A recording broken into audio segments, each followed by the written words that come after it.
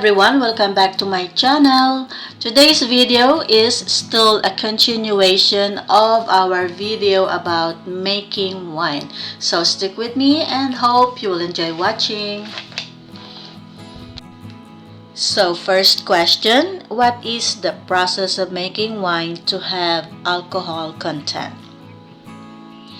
Creating wine requires the fermentation of grapes using yeast.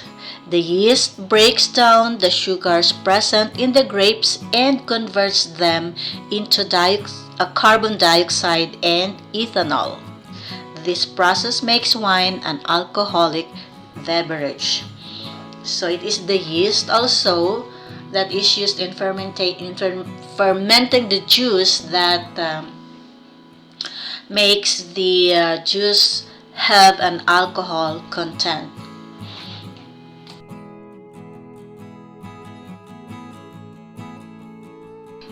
Again, for another question, can we make wine without adding yeast to the grape juice? Okay, can we make wine without adding yeast to the grape juice? The answer is yes, according to what I have read about my research about making wine. The answer is yes, we can also make wine without added yeast. Just make sure not to wash the grapes. Washing will remove the natural yeast on the grapes. So the grapes has a natural yeast. So we can make wine without adding yeast, but we will not wash the grapes or the grapefruit to ferment them. So just make sure not to wash the grapes. Washing will remove the natural yeast on the grapes. If you find it too long to ferment, you can add sugar or honey. So instead of adding yeast, you can add sugar or honey.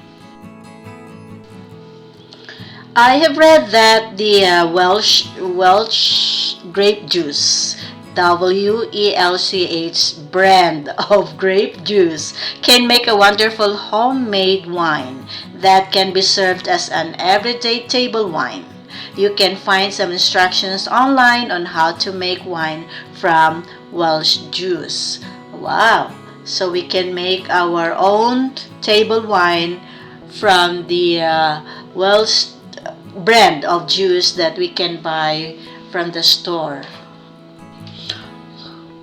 Or maybe we can try other brand of grape juice also, as long as it is grape juice, and add the other ingredients to make it into wine. Why not?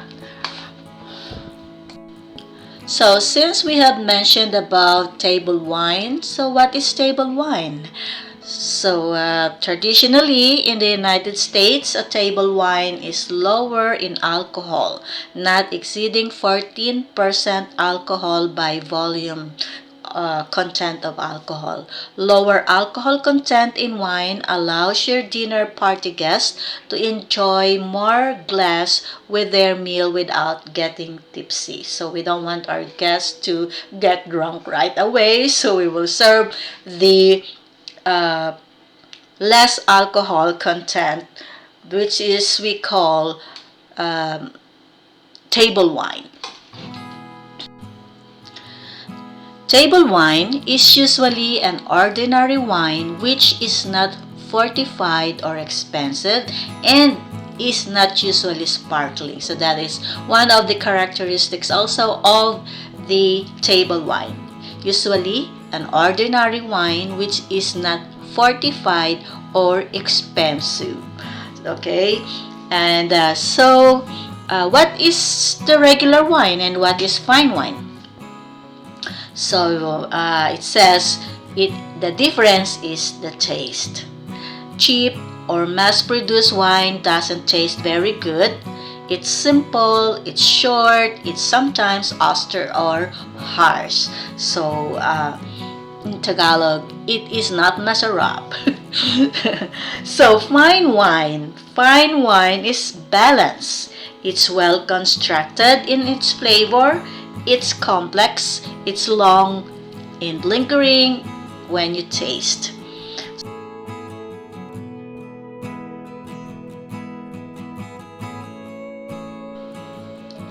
Fine wine will generally get finer with age.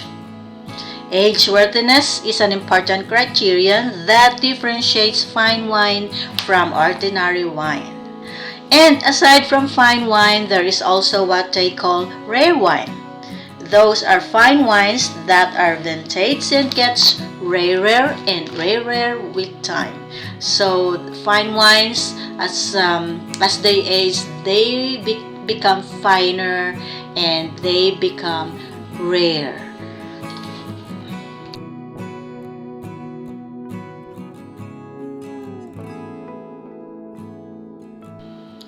Now for another type of wine, which is called cooking wine. These wines are made specifically for cooking. And the cooking wine will flavor to your dishes but will not be enjoyable to drink.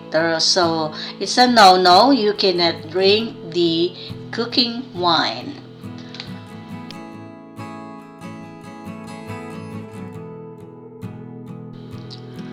The difference between the regular wine and cooking wine is regular wine is finer and more flavorful. Regular wine will have a stronger taste in your dishes if you use it in cooking. So the regular wine is not good to use in cooking because the flavor is stronger than the cooking wine. There are also types of cooking wine that will complement the dishes you are making. So they are the dry red and dry white, the dry nutty wines and sweet nutty wine, the sweet fortified reds and sweet wines, and the last one is rice wines. To help us choose the right cooking wine for our dishes, here are some tips. Dry red and white are best with heavy dishes like stews and cream soups or wine-based sauces. And the dry nutty wines are best for gravies and fish like halibut.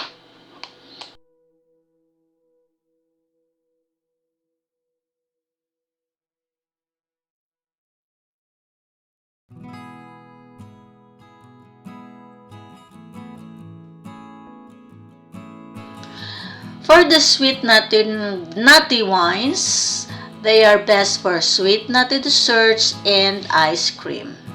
And for the sweet fortified reds, they are good for rich sweets like chocolate desserts.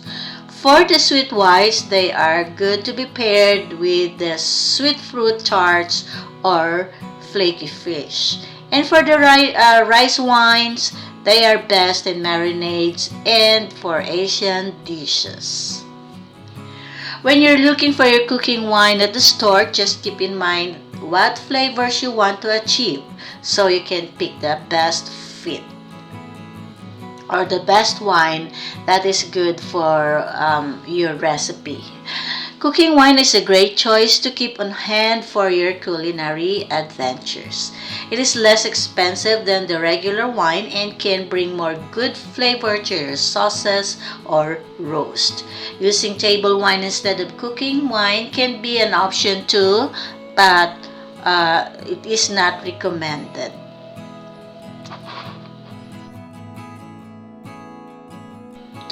And another tip, even though cooking wine is formulated with preservatives, it eventually goes bad. So if the cooking wine is already opened, it may last up to 1 year. Refrigerate after opening.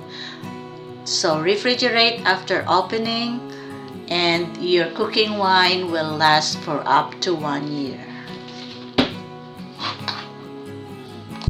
And that's it for our video for today, my friends. And on our next video, we will find out more about wine. Hope you have enjoyed watching the video and hope to see you on our next video. Bye for now. Stay safe, stay healthy, and hope you all have a good one. See you next time.